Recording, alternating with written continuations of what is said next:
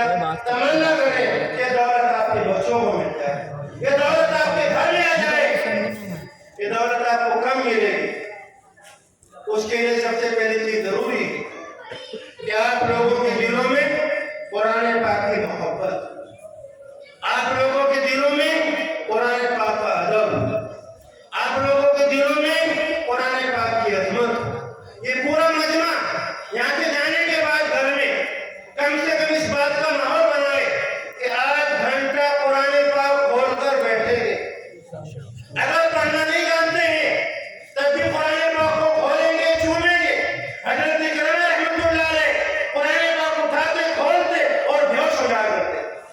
फरमाते थे मेरे रब का ऐलानामा है, ये मेरे रब का दस्तूर है, ये मेरे रब का मंशूर है। दूसरी अगली बात ये है, तमाम के तमाम लोग कोशिश करें कि आपके बच्चे कुरान पाक को सीखें।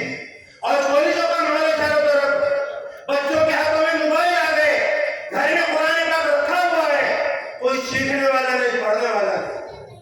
आप तो अपने तमाम के तमाम बच्चों को कुरान पाक की तालीम उनको सिखाएं, और आप खुद जो पढ़ना जानते हैं वो कुरान पाक को पढ़ें।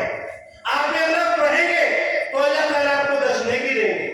वुज़ू के साथ पढ़ोगे तो 25 नेकी, नमाज में बैठकर पढ़ोगे तो 50 नेकी, खड़े होकर पढ़ोगे तो अल्लाह 100 नेकी देंगे। और इंतकाल का वक्त होगा, हदीस शरीफ में आता है कुरान पाक सराहनीय होगा। जनाजा रखा हुआ होगा, कुरान पाक आपके सीने के सामने होगा।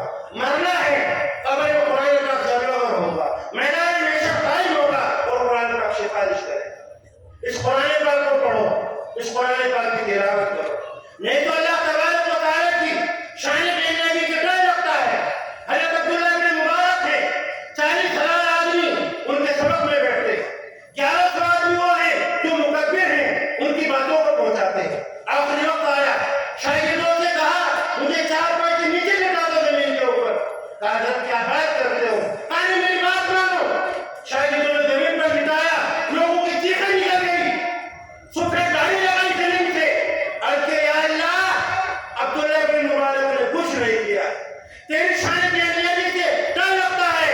इस सफेद दाढ़ी लिहाज कर ले, शान किसी सफेद दाढ़ी पर कर्म कर ले, और अल्लाह अपने फजल और करम से मुझे माफ कर दे। आप कुरान पाक की तिलावत करें। और जो कुरान पाक कोई तहवीलों की किताब नहीं, कोई कुरान पाक सिर्फ बरकत की किताब नहीं, इस कुरान पाक की तालीमात पर अमल करो। इसे समझो प्यारे आका का आखिरी वक्त है, आपने पढ़ने में जाता हूँ 2 चीजें छोड़कर